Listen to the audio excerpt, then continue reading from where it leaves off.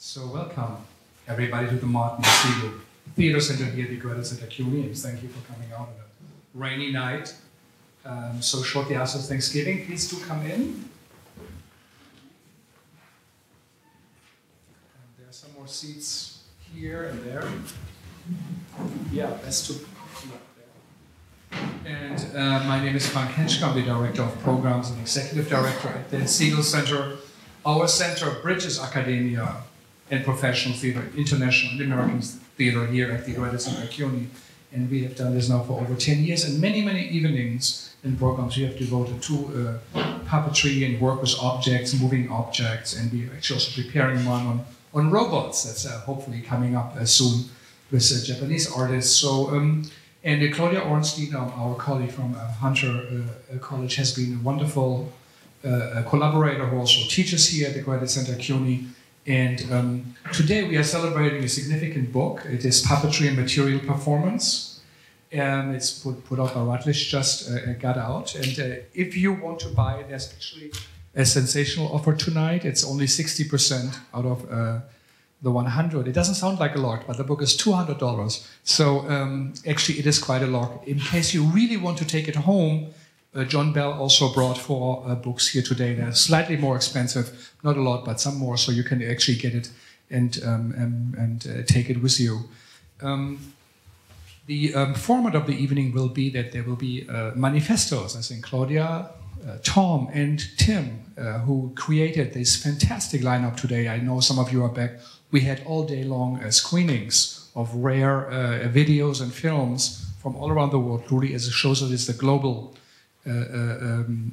force in theater since, of course, centuries or millenniums. And I hope that this was inspiring for you. So thank you again, Tim, for doing this. So after the very beginning, which will be a performance by Trudy and by John, this is a very special, rare thing. So thank you for doing this all. There will be 4 manifestos, and then we have a panel discussion here, and then there will be a Q&A with the audience, and Deborah, who's also one of the writers, will join us. So I hope you will enjoy this really, truly special evening. I think it's possibly the only one at an American university this semester, or even this year on such a scale. And we also welcome Professor Francesca Seltman from the French Institute here, who has supported our programs many, many much. And she took time out of her busy life, and she even works here to come and see this. So this shows you how important that is. And this is Professor Peter Akesal, also a colleague. If you have a cell phone, just for one moment, please do take it out. I'll do the same. And sounds off, and make sure it won't ring. It actually never rings. And you will see tonight in our theater events, it will be the first in all of it. And then when the evening is over, which shouldn't be longer than an hour 15 minutes, or an hour 20, there will be a reception here in the room to celebrate this truly outstanding achievement of working on this book. Claudia, how long did you all work on it? John? 2 years? 2 years. 2 or 3 years. Just yeah. more, 3 years. Yeah, it's a very, very long one. So again, congratulations, and thank you also for coming to the Segal Center for the national, in a way, launch of the book. So it means a lot to us. And I now say let's start with the small presentation by small little works with John Bell and Trudy.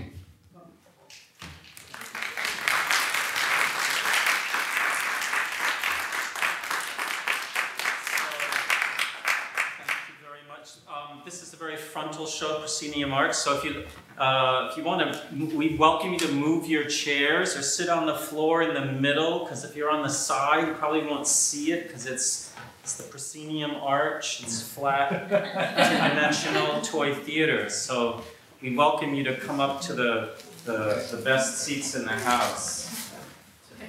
Thank you very much. Thank you, thank you. Okay, and now we could go to the light cue, I believe.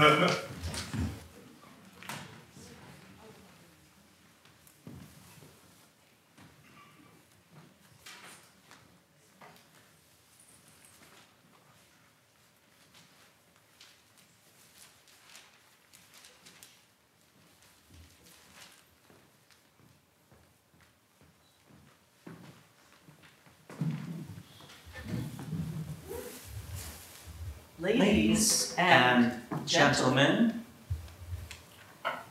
living newspaper.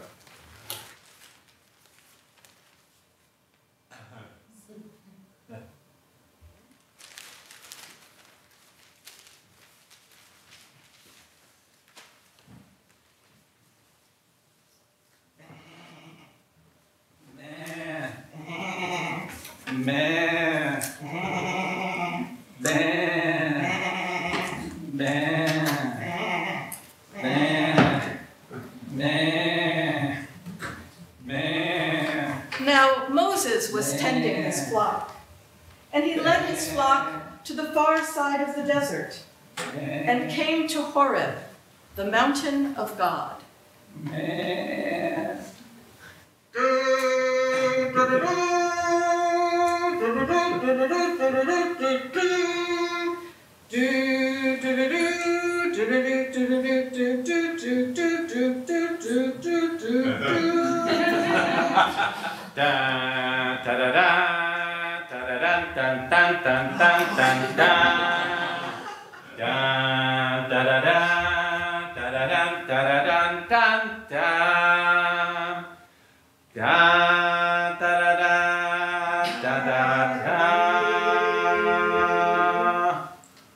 Moses! Moses! Here I am. Do not come any closer. I have seen the misery of my people in Egypt, and I have heard them crying out, and I am concerned about their suffering. So I have come down to rescue them and to bring them to a good and spacious land, a land flowing with milk and honey. Take off thy sandals, for the place where you are standing is holy ground. Take off your shoes. The place you're standing, it's holy ground. Take off your shoes. The spot you're standing, it's holy ground. These words I heard in my burning bush. The place you're standing, it's holy ground. I heard my fiery voice speak to me. The place you're standing, it's holy ground. Every star is holy ground. This place you stand is holy ground. That place you tread is holy ground. God made this place is holy ground. The sidewalk is a designated part of the roadway that separates and protects people from vehicles. The first sidewalks appeared around 2000 BC in central Anatolia. The Greek city of Corinth had sidewalks that were used through the 4th century. In the 4th century BC, all of Pompeii's roads were paved using blocks made from the lava of Vesuvius. People in Pompeii walked as their most common form of transportation, and sidewalks set the stage to pull passers-by into shops and bars and coordinate the delivery of goods. Sidewalks were the locations of abundant activity and exchange. In the medieval streets of Europe, pedestrians did not have a separate space, but mingled with horses, carts, and wagons on the roadway. Sidewalks reappeared in Europe after London's Great Fire of 1666. In the middle of the 18th century, some exclusive Parisian streets had foot pavements or trottoirs, which were unconnected, protruding limestone curbs serving to hold off carts. On London's late 18th and early 19th century streets, footpaths preceded street paving. By the late 19th century, sidewalks were commonly constructed in London, Paris, and most other European cities. The grand boulevards in Paris, Vienna, and Barcelona reserved generous sidewalks for the crowds of urban flaneurs to stroll, look, and hang out. These sidewalks epitomized 19th century urbanity in the public imagination. In 19th century United States, people, goods, and vehicles crowded the American streets and sidewalks. But as municipalities began to provide sidewalks, they exerted increasing control over how they were used.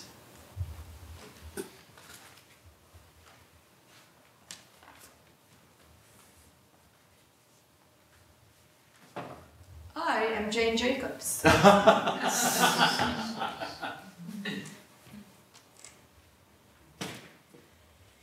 Where I live is, each day, the scene of an intricate sidewalk ballet.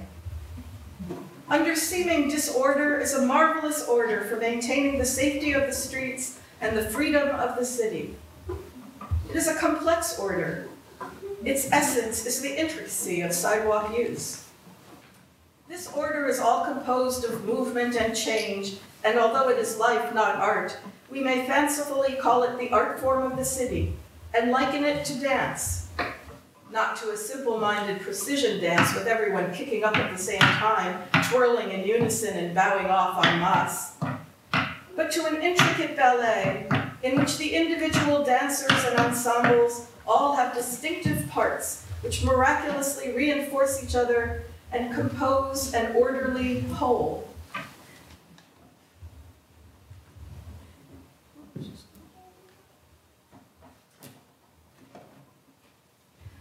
Sidewalks are the main public spaces of the city and its most vital organs. They are active sites of socialization and pleasure, keeping neighborhoods safe and controlled. We need a better appreciation of the sidewalk in the face of modernist planning that intends to replace its complexity with order.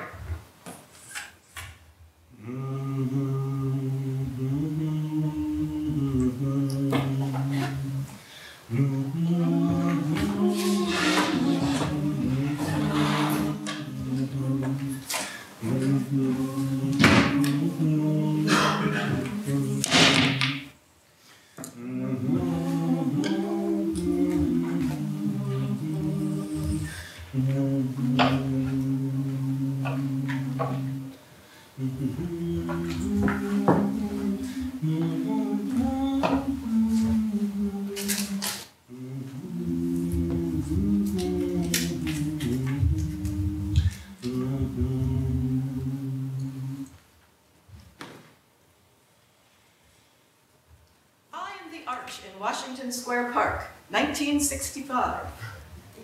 And I am Robert Moses, tightening the skyline. Thank you. I want to build a highway right through Washington Square Arch so the buses and cars can drive through as quickly as they would like. I am Jane Jacobs, author, activist, and defender of the sidewalk ballet. Well, Jane, those who can, build. Those who can't, criticize. Cities have the capability everybody, only because and only when they are created by everyone. I raise my stein to the builder who can make progress without displacing people as I hail the chef who can make an omelet without breaking any eggs.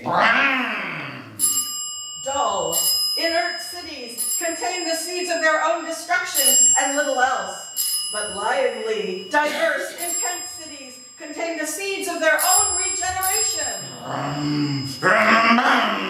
There is nobody against this. Nobody but a bunch of mothers.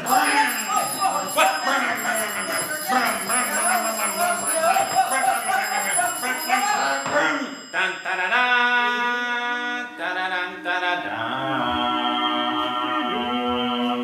Dun, da, da, da, da, da,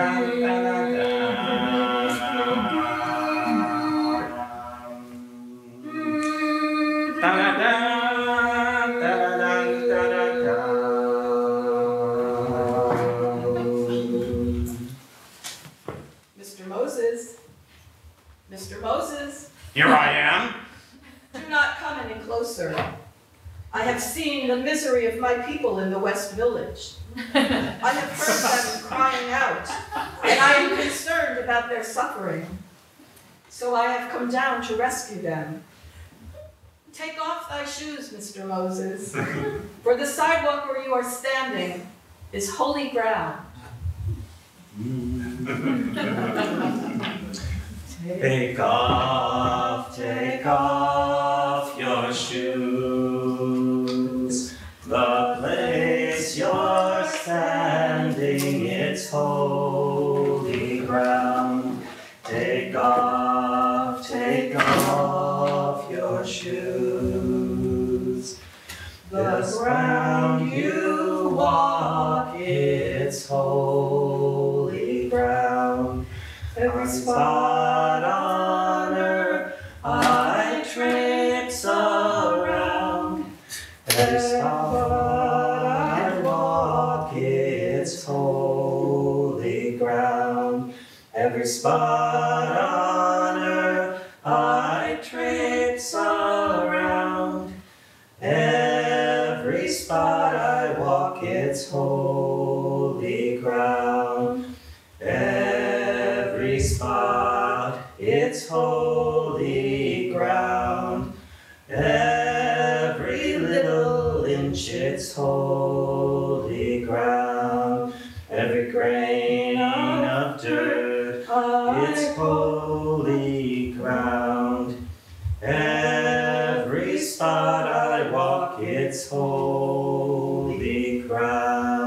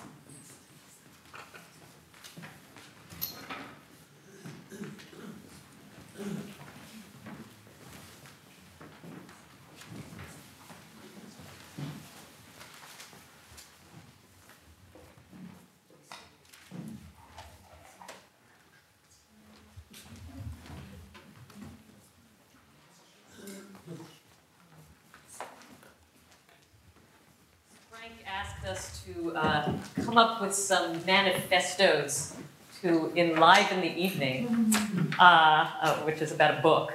So I'm not sure this is a manifesto, but this is what I came up with. It's kind of a performative version of my introduction to the book.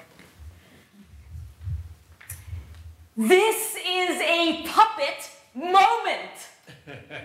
How do we know it's a puppet moment?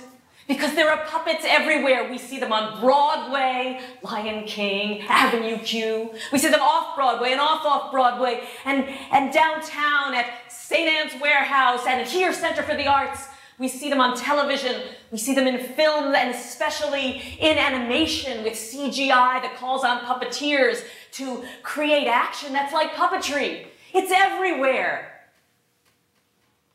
Even here. Under our chairs. But why? Why is this a puppet moment? Puppets have been around forever. Why now? Why here? Because puppets are like us, but they're also like objects. And we're interested in us and objects. We're very interested in objects. All the objects we use, like these that we all turned off, that we fetishize, that we express ourselves through, that we use to communicate. We're becoming very good with these objects. And they're like an extension of ourselves.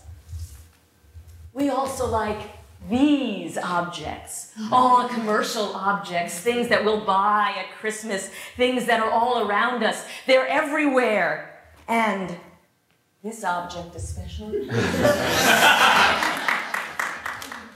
We love our objects. But also, we have anxieties about our objects. Because if they express us, what do they say about us? And do we need them? And they're everywhere. And as we make and create and build and fill our world with these objects, we worry about those other objects. Or are they objects? Those plants and water and natural things that we're destroying with our building and our objects. And are we like them? Or are we like these? Or are we like this? So artists are using puppets and objects of every kind to help us think about our anxieties and our loves and who we are. And so we have something we are calling material performance. Because now every piece of material is getting on stage and coming to life, and we're interested in the material. So if we have material performance and anything can come alive, why do we need puppets? Our old friends, puppets, that still look a little like us. Because the puppet reminds us that we care about all of these objects because we're human. And it's the little bit of human in us that we care about too. So we continue to use the word puppet and the idea of puppet even as other things become puppets, become objects, become performers, because we care about these things because we're human.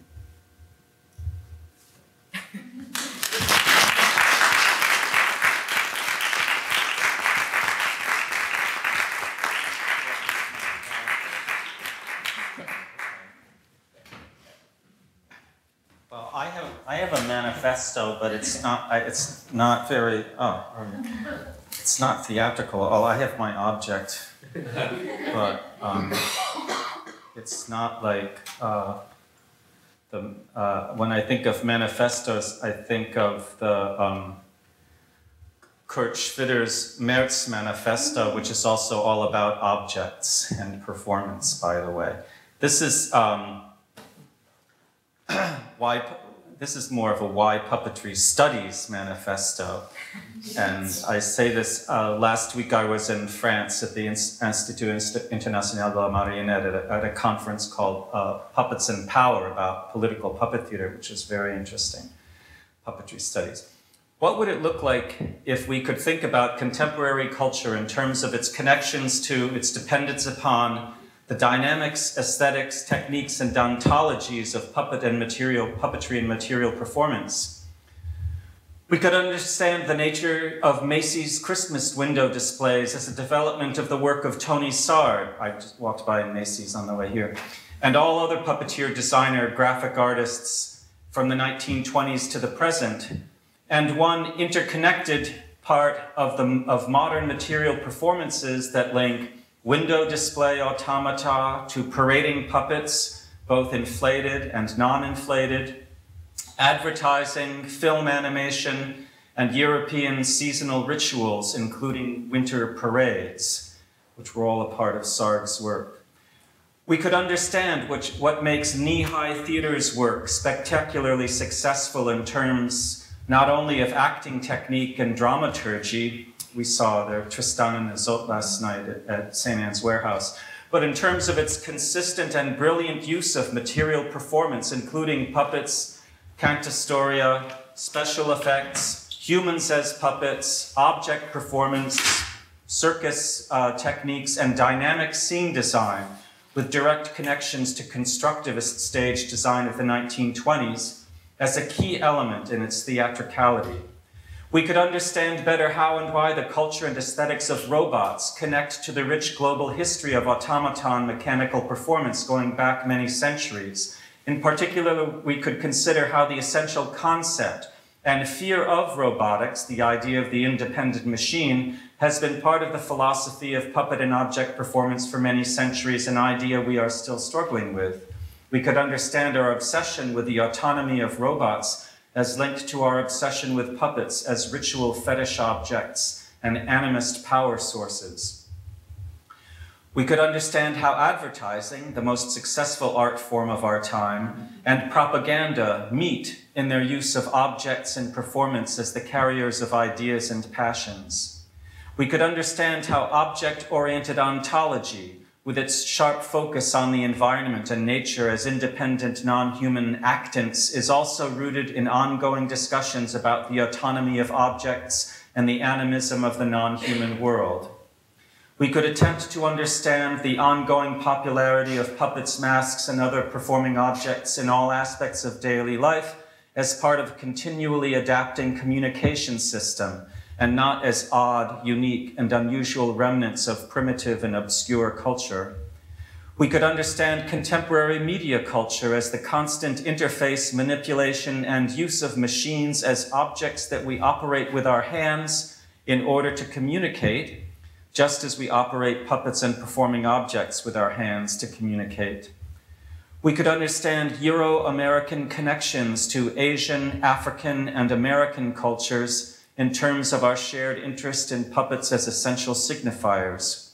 We could understand the dynamics and aesthetics of motion capture and other contemporary digital puppetry forms in popular culture that depend on the simultaneous manipulations of a number of performers, by a number of performers, not as some weird outgrowth of acting traditions, but as linked to the centuries-old multi-performer nature of Japanese bunraku, and subject to the same kinds of collective performance possibilities as that classic puppet form.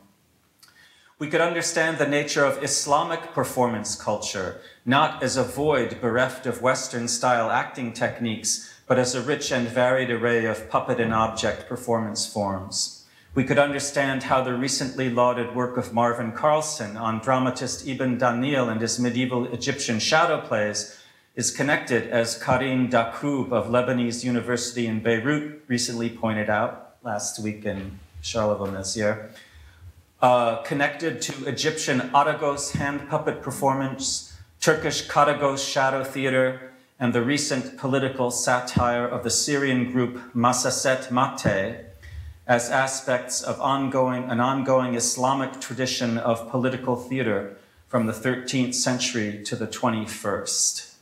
And those are some of the things we could do if we think about contemporary culture in terms of its connections to puppetry and material performance. Thank you.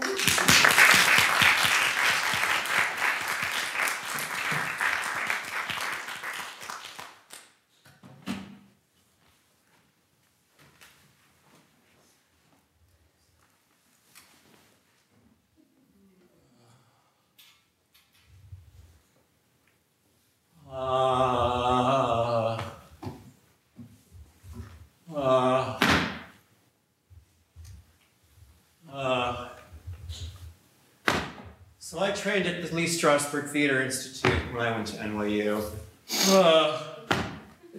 And they were always trying to get us to relax. Except the more they try to get us to relax, the more tense I would get. They're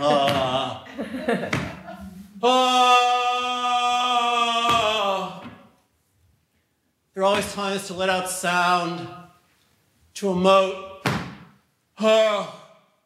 You know, let it out. Feel the emotions, let it out. Use the objects on stage to express your emotions. Throw the coffee cup. Slam the chair. If you're a woman, take off your clothes, because you know that's sexy, that'll get you jobs, right?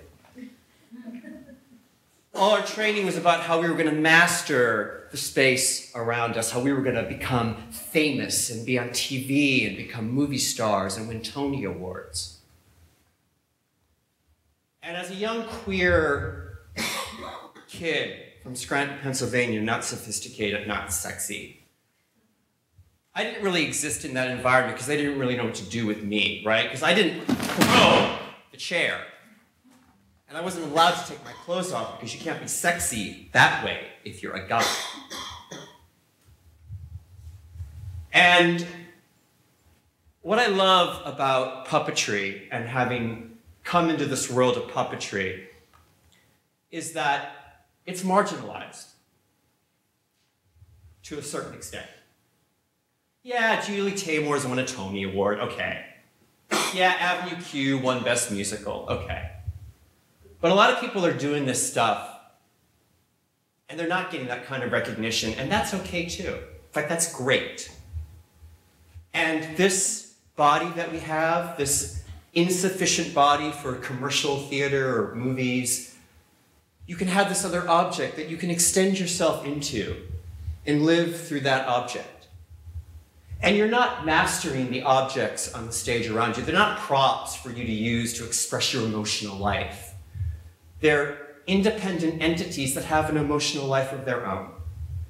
And you learn to honor that and work with that.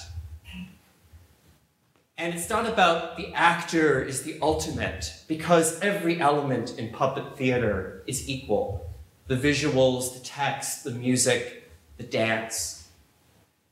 At Strasberg, they were always trying to get us to act natural on stage. Just act natural. Just walk across the stage and just be natural. You know, don't be showy. Don't act. And what I love about puppetry is that it is a physical precision to it. It is a dance. You get to dance. You're allowed to dance. You have to dance when you perform. And I don't know if that's a manifesto, but that's what I've learned from being in this world.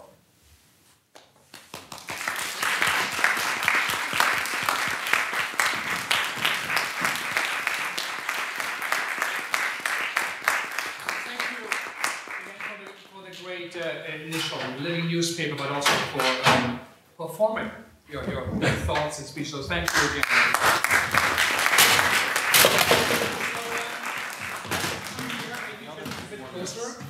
And Deborah maybe will also join us. And who else? Amber West is. Amber? Yeah. Great. Oh, wow. Is there anyone else? Authors. We have a few of the authors, contributors to the book that came out today. We want to join us.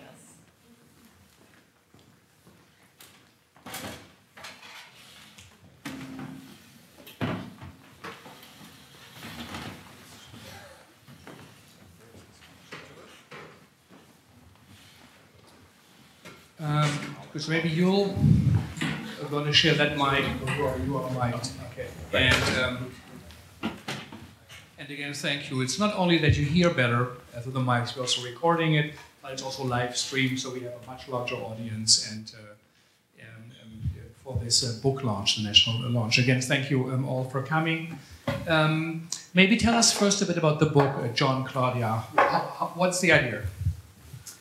Well, the first thing I want to say is that our third co-editor, Dassia Posner, is not here tonight, but we want to acknowledge her, and she's here with us in spirit. And is She might be watching a live stream. Oh, yes. Hi, Dassia.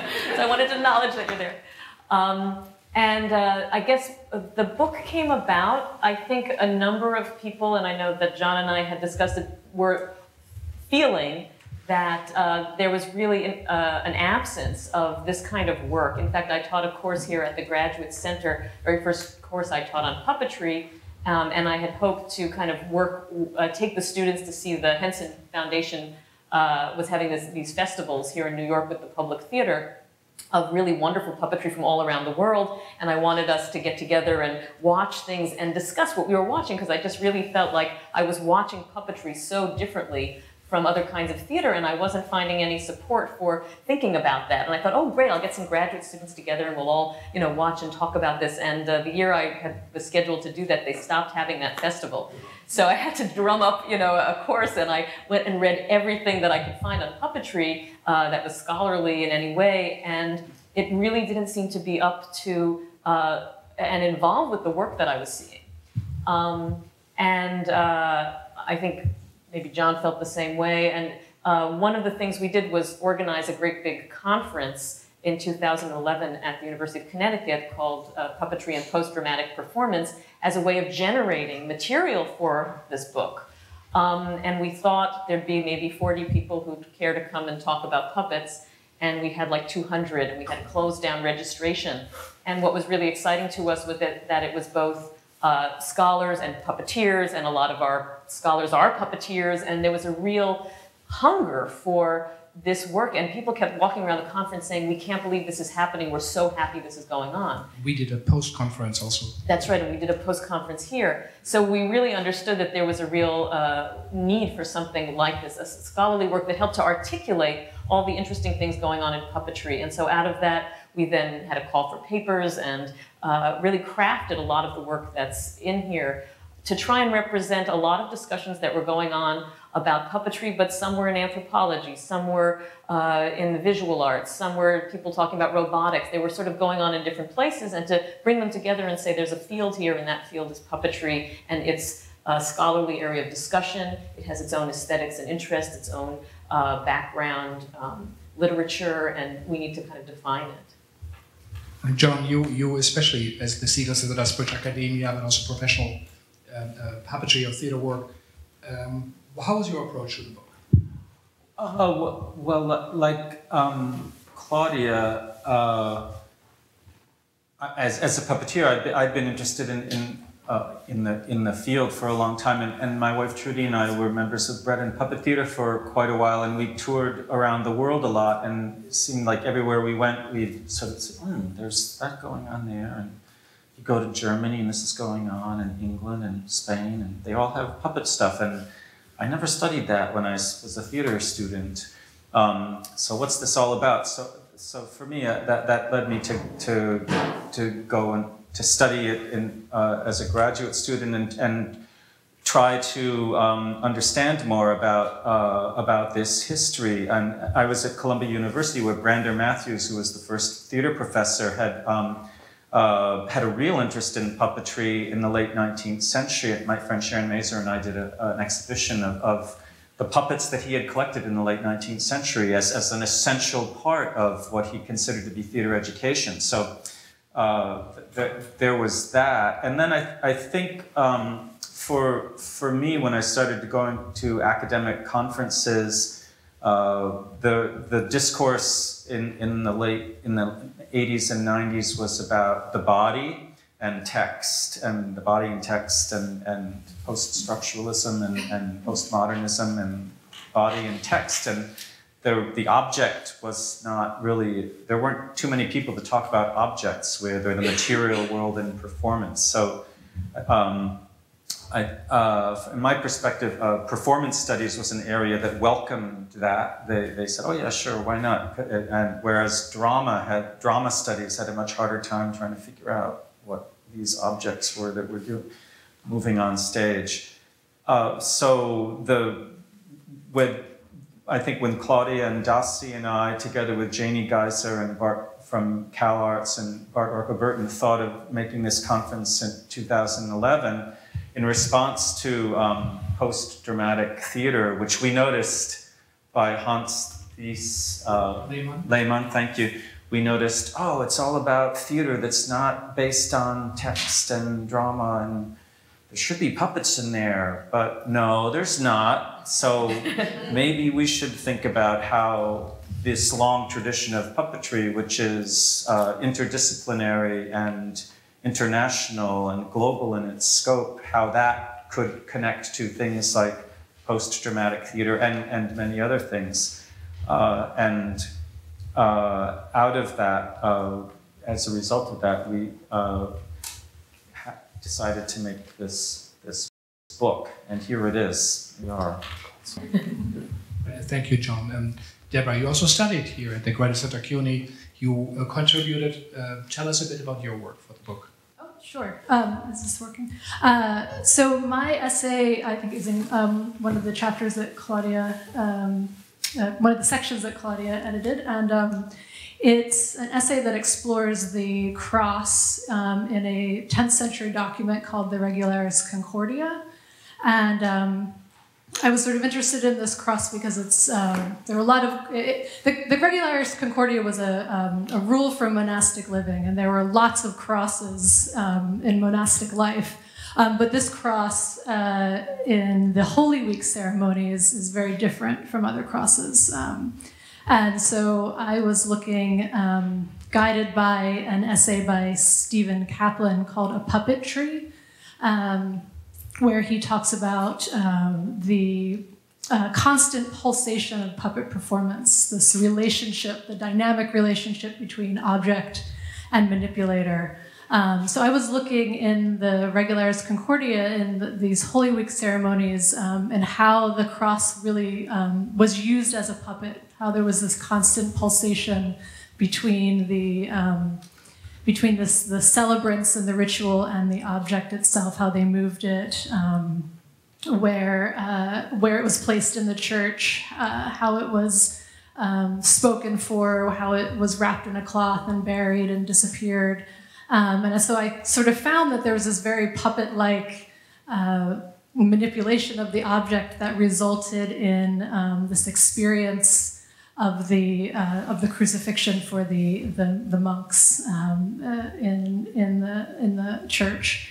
And so I sort of ended the article by saying that in medieval studies, there's been this whole turn towards materiality and to the new materialism, and that really concepts from puppetry could really be usefully combined with that turn in medieval studies. If I can add, I mean, I think one of the things that we really wanted the book to do, and Deborah's article, shows that, is to show how puppetry is in conversation with all these other kinds of critical and intellectual dialogues that are going on right now. Amber, tell us a bit about your contribution to the book. Okay. Hi, everyone. I thought I was just going to be in the audience tonight, but hi. So I was a PhD student in English at University of Connecticut at the time that the conference took place there, and I was really excited to have a paper I was working on get accepted and present it, and then get to sort of work through and develop those ideas and have them end up in this book was really exciting for me. So I took a course, a graduate seminar in 18th century women in theater, and I started learning about an actress named Charlotte Shark, who was also a playwright. She was one of the first women in England to manage her own theater company. And she was also a well-known sort of infamous cross-dresser. She was famous for breeches, roles, and male impersonation, particularly of her father, who was the poet laureate of England at the time, Colley Cibber. So a lot of her contributions to the theater, she was also one of the first women, I didn't say this yet, to publish, a secular woman to publish her own memoir, and she published it as a serial work, and it was really popular at the time. But all of these amazing things that she did sort of were poo-pooed and erased in the scholarship for a number of centuries. And sort of my feminist approach to this, and some of the feminist and queer scholars who have sort of refound her and revisioned her work, think that that has to do with the fact that she was really subverting the status quo, and she was openly critical in her plays of the status quo. She worked a lot with Henry Fielding. So when the patent theaters took over and many actors and performers were sort of banished from the stage, Charlotte Shark took up puppet theater because puppets weren't human performers. You could put on a puppet show without needing a permit or government approval. And then she did these She was one of the first performers, also puppeteers, to do kind of satire in her work. So the plays that were being performed at the Patton theaters, she would do these plays with puppets in the working class neighborhoods for sort of the ordinary folk, and sort of make fun of and criticize and commentate on what was going on. And so she was totally fascinating to me. And her work as a puppeteer hadn't really been explored that much. Most of the scholarship, kind of feminist and queer scholarship about her right now, is about sort of her cross-dressing and questions of whether or not, can we tell by her memoir if she was actually a lesbian? She had a female partner. She lived much of her life as a man. Do we know or not? Is there any hints in her memoir of this? We don't know. There's sort of debates about this, and whether or not her cross-dressing reinforces patriarchy, that she dresses up like a man and therefore she's, taking up patriarchy and reinforcing it, or is she subverting it by doing that? Is she kind of defying gender roles by doing that? So I took the same approach, or kind of the same question, to asking that about what she did with her puppetry, because one of the things she did that was quite interesting and exciting, probably controversial at the time, is she was the first puppeteer we know of to put her punch, she did Punch and Judy, to put her punch in drag. So having her punch puppet play a female role. So those were the kind of questions I sort of explored in my paper. Yeah. Thank you, Amber, so much. It just gives you a little idea how wide that field really is. We're barely touching the surface of that ocean. Yeah. I thought that maybe we should just say 2 words about how the book is organized, because there's, like you said, there's a lot of material here. That was my next question. Oh, sorry. Yes, in the end, we didn't start this way, but in the end, each of the 3 of us ended up taking sort of 2 sections that are kind of in dialogue with each other. And they ended up falling nicely kind of into history, theory, and practice. So the first 2 sections, John Bell edited Theory and Practice, and the first is Theoretical Approaches, and a lot of articles on theory, and then Perspectives from Practitioners, which we thought was really important to include, because the practitioners understand so much through their practice, and for them to articulate what they've learned and understood theoretically, or an understanding about the puppet through practice. And of course, as I said, a lot of our authors, even who aren't in that section, are also practitioners, so there's a lot of crossover. But to get people like Peter Schumann, Eric Bass, Basil Jones, who's part of Handspring Puppet Company, to talk about their understanding of the puppet. The second part, which I edited 2 sections of New Dialogues with History and Tradition, has one about revisiting history, and these 2 articles that you've heard about are in that section. And the other one is Negotiating Tradition, which is a lot about traditional theater forms and how they're encountering changes today and new circumstances, and what does it mean for something to be a tradition. And there are a lot of examples from Asia, but also interesting ones from Eastern Europe. And the final section, edited by Dassia Posner, has 2 parts: Contemporary Investigations and Hybridizations. The first, Material Performance in Contemporary Theater, is kind of like, we wanted sort of examples of doing analysis of puppetry. How do you talk about what you see on stage and think about it, and what kind of terminology and models do you use? And the second one, New Directions and Hybrid Forms, looks at experiments with robotics and a mechanical performer that does puppets. And the last article is about using food and clay and compost and other kinds of natural physical materials in puppetry. So we kind of run the gamut of topics. Truly sensational.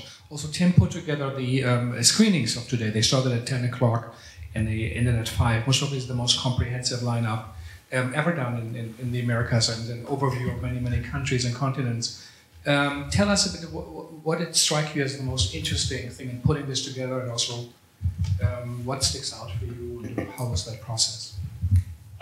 Well, it's such a huge field, right? I mean, there's so many possibilities. So I had 6 hours to fill, and I'm a theater guy, right? So it's like, okay, we got to fill the time. How are we going to fill the time and do it in an interesting way? And I think really what struck me was what I wasn't able to include, you know, or I wish I'd been able to include more of what we had.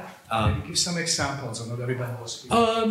Well, I think in terms of the contemporary masters section, I am missing the fact that we didn't have Basil Twist represented. I'm missing the fact that Dan Hurlin wasn't represented. I wish we had been able to get Handspring, obviously, wasn't represented today. So, you know, there were definitely some gaps. I think Julie Taymor's non-Lion King work, I would have liked to have included, but you can't include everything. And one thing I also was very committed to doing was trying to find as much that could tie into the book. So, for example, we were able to show one of Great Small Works pieces. Actually, it's interesting talking about Charlotte Shark. We showed, for those of you who were here this afternoon, we showed Bumbledown, Life and Times of Ronald Reagan. And actually, I was thinking, Amber, of Charlotte because Bumbledown, there are these puppets that were you know, supposed to represent significant celebrities, you know, Ronald Reagan, Nancy Reagan, George Bush. And Charlotte, in its British humor, and it's like, wow, that tradition goes back to, because her puppets, she would have celebrities, like representations of celebrities as her puppets. And so it's like this idea of using puppets as satirical targets of contemporary personalities has a very long tradition. And so that's why I was really excited to include that particular piece. We got to include the fantastic documentary that Claudia produced about a woman in Padmini. What's her last name? Padmini Rangarajan. Padmini Rangarajan. And she's doing work around recycling our cell phones, recycling the materials that are in your cell phone. So I thought that was a really interesting link back to the book, you know, Claudia's introduction to the book, where she talks about these objects that we carry around with ourselves, that we use as a projection of ourselves. And here we're seeing where those objects end up, which is in these, like, you know, ashes in inhaling this toxic fumes. And, you know, we have, you know, poor people are digging through this refuse to try to recycle what they can. And I thought that really made me think about the life-death cycle of objects. So yeah, it was really great to kind of dive into it on that level. We should mention that Tim did an enormous amount of the copy editing and organizing for the book, so he knew the book very well. Also very well. I also just wanted to mention two things. There's like weird personal connection here. So one, I mentioned I came from Scranton, Pennsylvania. You know, Jane Jacobs was born in Scranton, so she's my homie.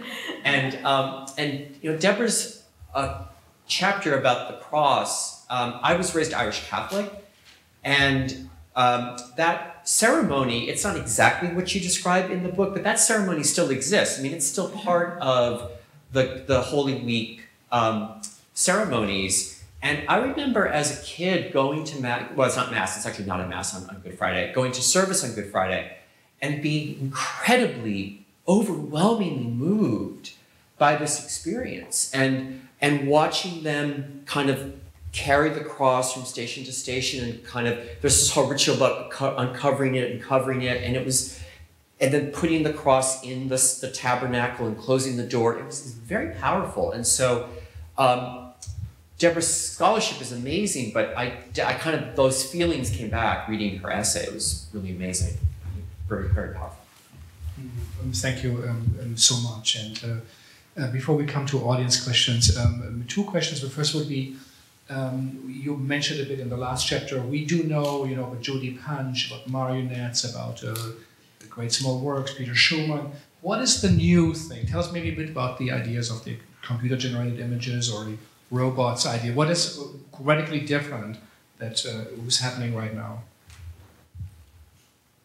Well, I would start by saying that even though there may be sort of interesting new animatronic techniques or things like that, I think what's new is the kind of stage vision, which is rather than saying there's a puppet, you know, a marionette play or a hand puppet performance, that we really see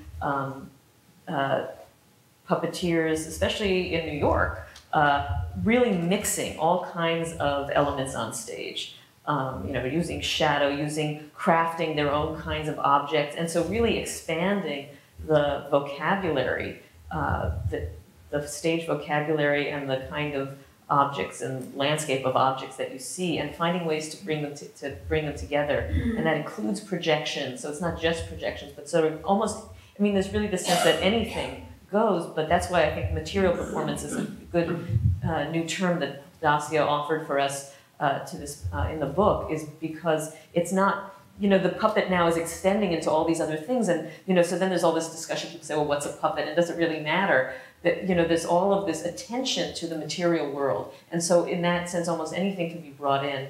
And what I see in a lot of puppetry like that, to my mind, is that it's not this kind of postmodern sense of fragmentation with all these different things on stage, but actually there's this interest in sort of bringing them all together into a single aesthetic. In the same way that I think right now we're very interested in seeing ourselves as connected to objects. The film you showed, the last film we saw today about the Sultan's elephant, about bringing these huge royal deluxe moving puppet creatures into London. And the way the film cast that as being a way to bring people together in London, that these objects are something that we can, come to and that bring us together. And I think there's a lot of emphasis in what I see in these mixing of all these different kinds of objects and forms on stage, is trying to create a sense of unity, of feeling how are human beings attached to this, and how is projections, how are they like these other things rather than different and separate and new. I think that there are interesting combinations or different aspects of this. Like on the one hand, like all new mechanical media, it seems like there's always a place for object performance or puppets in them, like early versions of filmed puppets, or Georges Méliès, early versions of television used puppets. And so there's the development of digital technology and motion capture is a whole important element of our culture now. But also I think there's rediscovery of traditional forms, and some people are attracted to the immediacy of in a way, straightforward puppet techniques like toy theater or hand puppets or marionettes. One of the articles in the book by Ida Hledakova is about the rediscovery of traditional vertep, which is puppet creche plays from Eastern Europe and Hungary, and then also when I was in France, in Russia and in the Ukraine, actually. The communism, of course, was against these Christian performances, and now there's been a resurgence of vertep plays, which can be really traditional, although as Harold Segal pointed out in one of his books, that in the 1920s, the vertep was just rediscovered in Poland as a method of political satire. Likewise, in the Royal Deluxe Company, performing all around the world with the giant elephant and the diver and all of that stuff.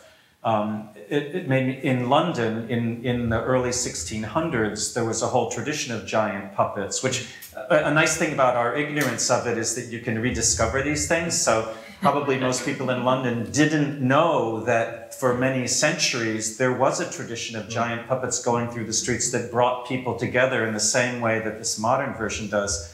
And that's true in northern France and Spain and the Netherlands. So there are these rediscoveries that are nice, because people are like, oh my God, who knew that you could do that?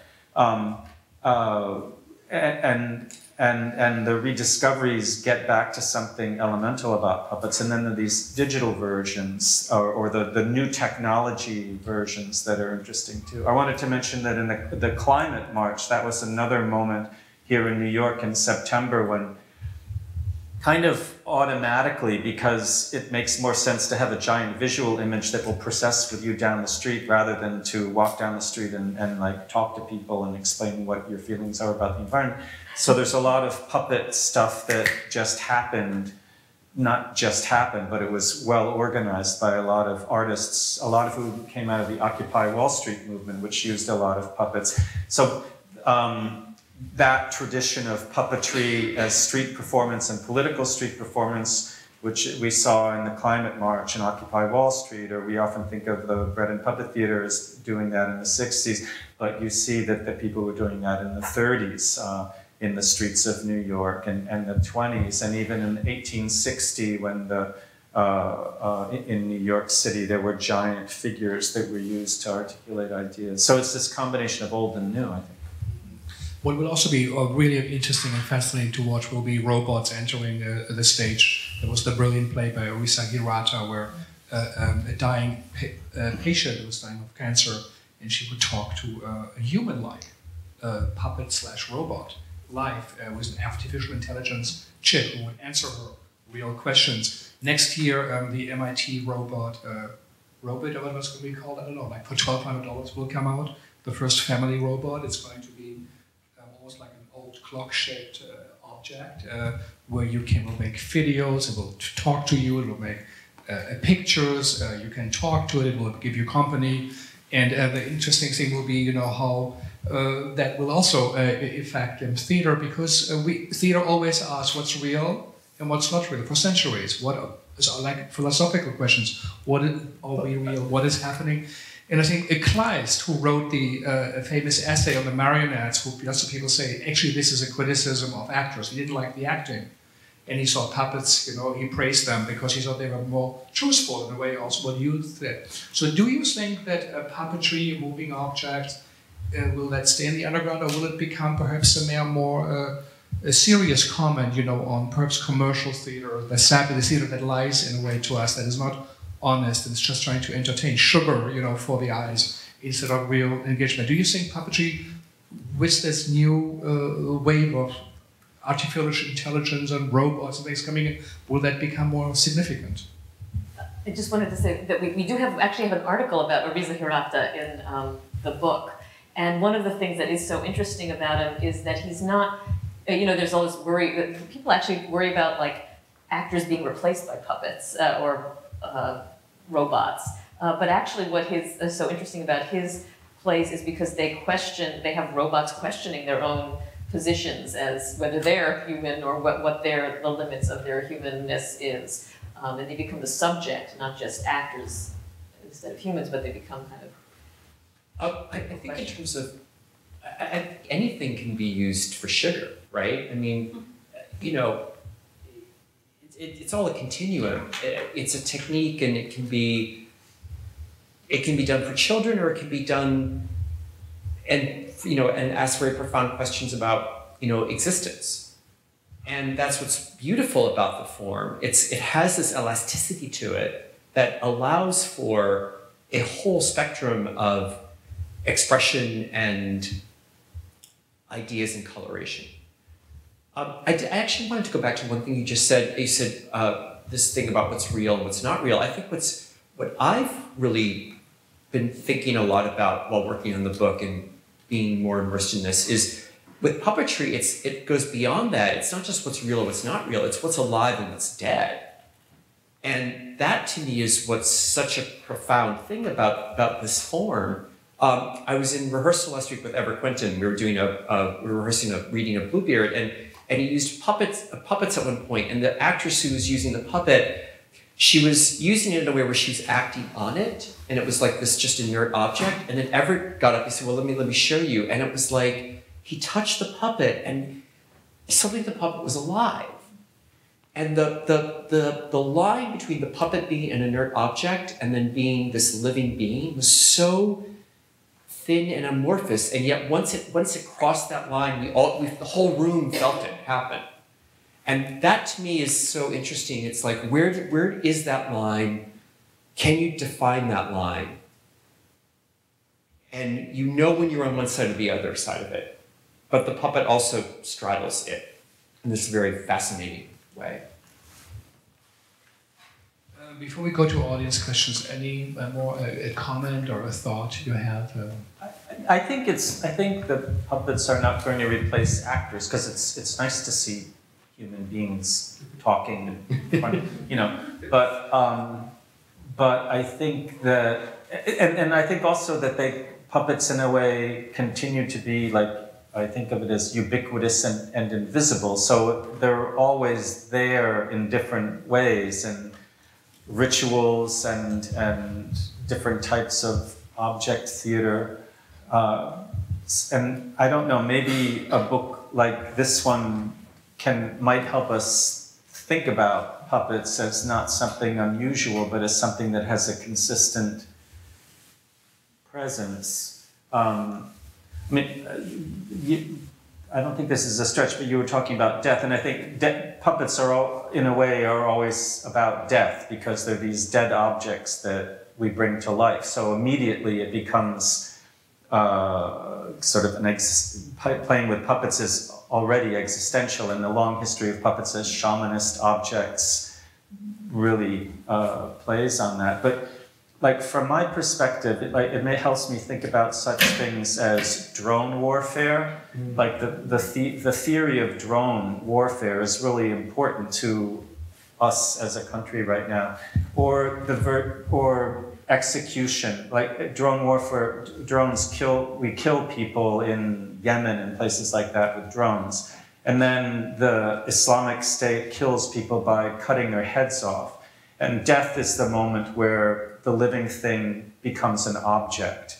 So I think in both of those cases, they're dealing with different types of objects. And an interesting cultural moment for us is that, for the West, or the Americans, is that we're supposed to be, it's presented to us as an absolute outrage that the execution by beheading which is this moment. I mean, the theatricality of that moment is creating a dead object, the decapitated head. It's terrible. But and then on the other hand, the drone warfare is think about Stephen Kaplan's article about distance of control of the object through distance. There's a purity we find in that. There's a cleanliness. You can be in the United States and be operating the drone and killing people, and somehow that's better. We feel that's better. And then the other thing is barbarous.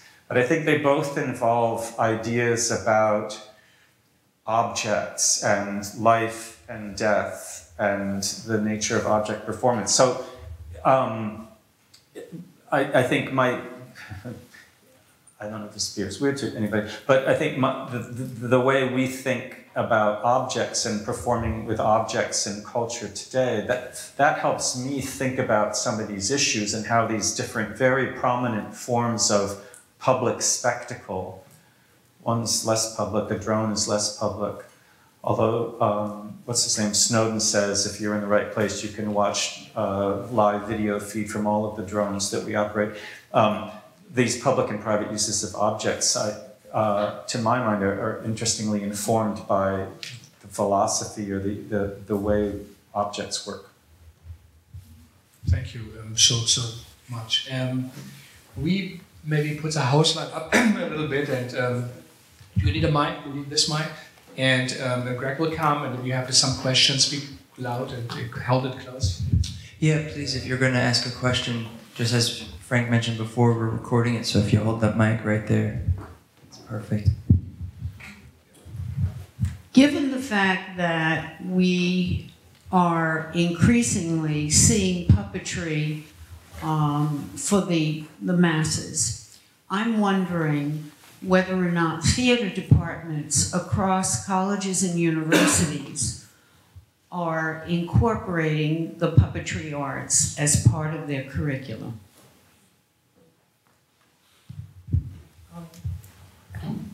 I think it is when there's somebody on the faculty who's interested in puppetry that they do. I don't know that it's any program. Although what was interesting, for instance, in my department, I'm obviously the person who's been doing this, and the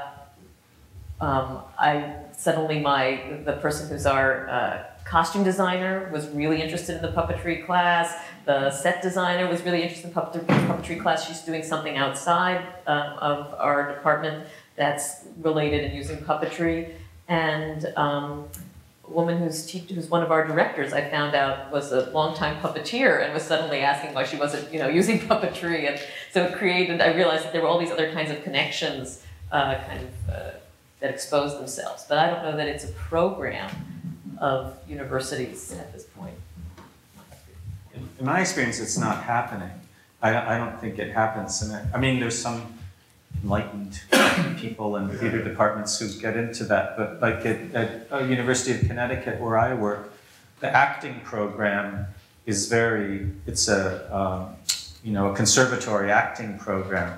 And puppetry at Connecticut we're going to celebrate our 50th year next year. But there's no room at all in the acting program for studying puppets. It's like, there's no reason to do that, and there's no interest in it either, which was surprising for me, because I just started teaching there, although I've been working at the Ballard Institute for quite a while. So it's like, oh, how could we convince my colleagues that it might be worthwhile for actors to know something about puppets? So I agree with Claudia. I think it depends upon individuals, but I think the conservatory tradition is conservative. There's like you were talking about Strasbourg, you're going to learn Strasbourg and there you go. And even though the puppets are all around and even though they're on Broadway, I think it hasn't moved into the field. I would even add that, I do occasionally get to teach this puppetry class at Hunter. And I'm realizing I always have this kind of problem when I do, because it's like, well, what do I teach? Because it's like saying, oh, wouldn't it be nice to teach some music in your theater class? Oh, well, music, you have to learn how to do music, and there's a history to music, and there's theories about music, and suddenly this whole world opens up. It's like, well, I have one class meets twice 2 hours a week this, in the spring. What if I'm saying puppetry, it's all that stuff and nobody's dealt with any of it, so where do I begin? Because at the last conference, Basil Jones had a challenge to the audience. He's Handspring. And of course he was here because Warhorse was making its debut. And he said to the audience in this room, he said, you have a golden moment now because there's so much attention on puppetry. So as an educational puppeteer, I'm extremely disappointed to hear that. My gut told me that this was the case, but I'm just wondering if this is an issue that we somehow or other can't, partnerships with theater departments or in their journals. But the ideology of most acting pedagogy in this country is rooted in the American understanding of the method. And the ideology is that, at least how I was trained, was that you can only rely on you. That's it. Don't even rely on the director. You can't trust anybody. You can't trust the other actors, you can't trust the director. They're all out to, they told us this. They're all out to screw you. They're all out to undermine your career. You have to rely on you. And so to introduce the idea that you're gonna then have this object that is gonna actually express for you, oh, no. No, that can't be. I wanted to add, though, on this note, if I can, just a second, that the thing is, though, because I was also involved in Asian theater for a long time, which has now become very integrated in a lot of programs, and every textbook now anthologizes Asian plays. An introduction to theater textbooks deal with Asian theater, which also has the same problems about being very stylized and not just psychological drama. And it's because of scholars and people who are interested in it who built a foundation. They did things like publish books like this, they taught classes, they started organizations, they started teaching other people about it. It's something people don't know, and so it's really by supporting scholars and teachers, whatever, in their work and their development as artists and scholars within programs that they then let that flourish and make that a part. I think we forget that it's all the people who are in faculties who are building the disciplines. It doesn't just sit out there. That's one of the reasons we engage in our research and everything, is to say, this is what theater is now. I love this phrase, John, Dr. Bell. The death is the moment when the living thing becomes an object. That was beautiful. And I think I understand where you're coming from when you say that. But I wonder more if it isn't, why isn't it more about the way we view the thing? Why isn't it more about how the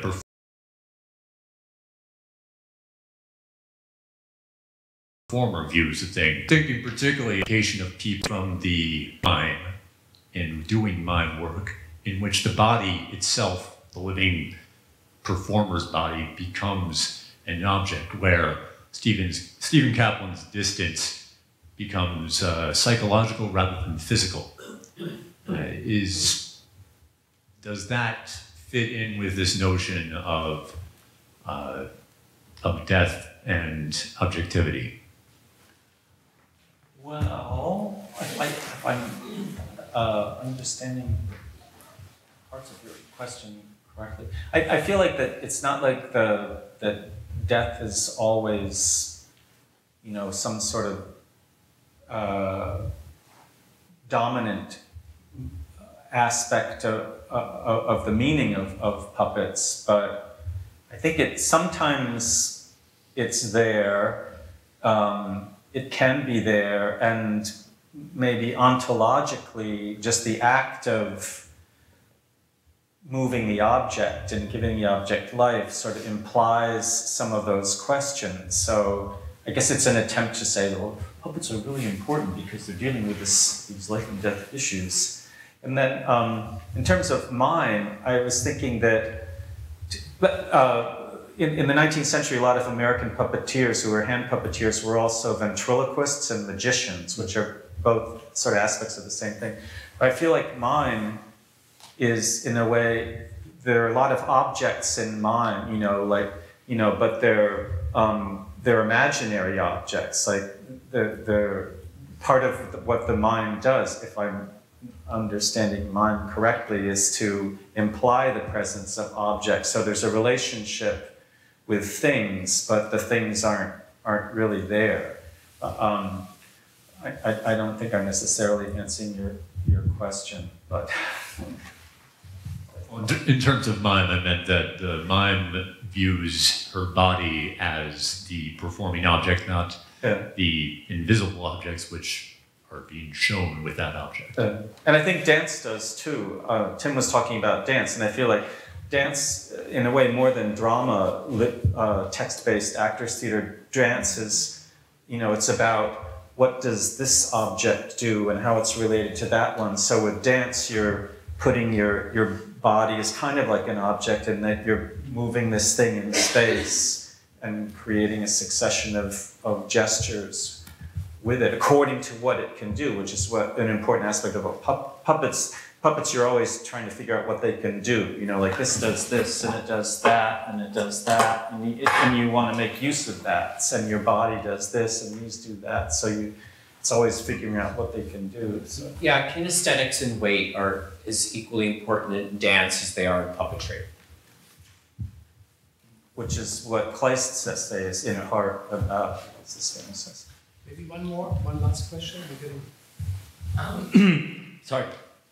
I found it fascinating, this talk about religion, because I want to tie it into what you were saying about acting, like what an actor does and what a puppeteer does and what the line is. And I think this person who was able to bring it to life was because he didn't question.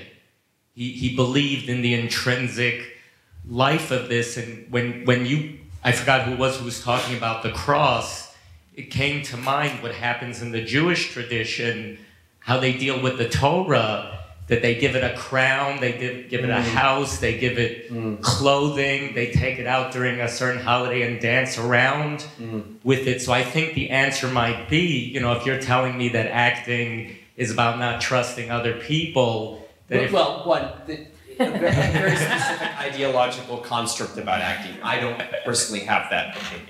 I've rejected that construct. But yeah, if we're gonna, I just find it fascinating. So I guess I should put this together as a question: if there's been more study into the religious aspects, because I didn't think of it very much till today, and in my own life, in my own traditions, if there's been, you know, a deep study into that.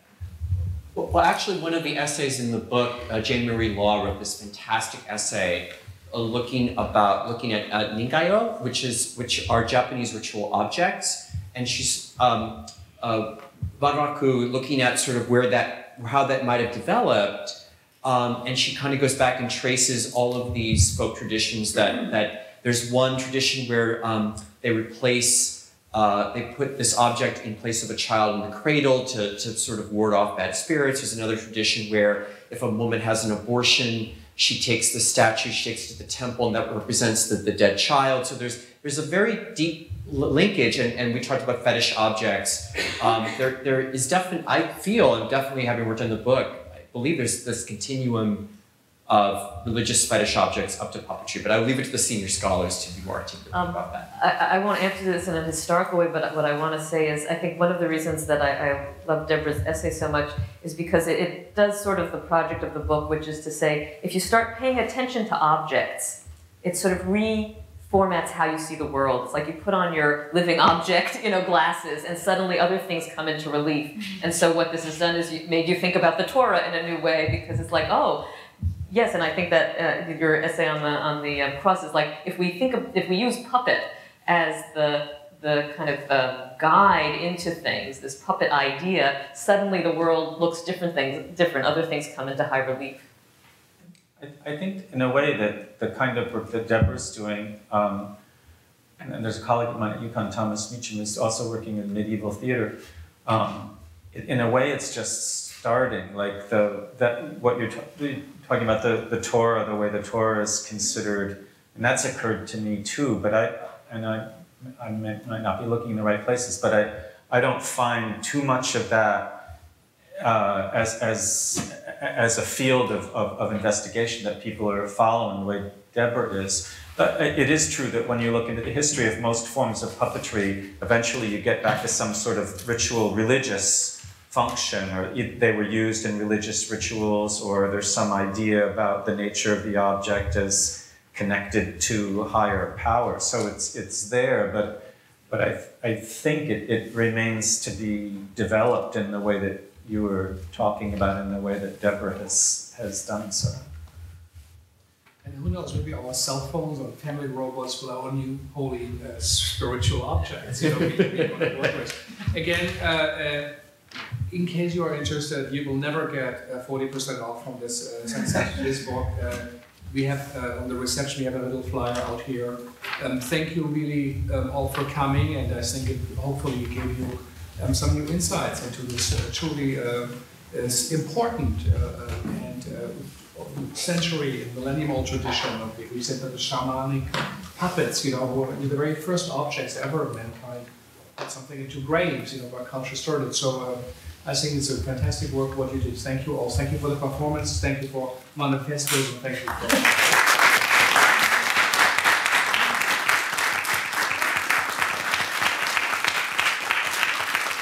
And go to see puppet performances, support puppeteers in New York.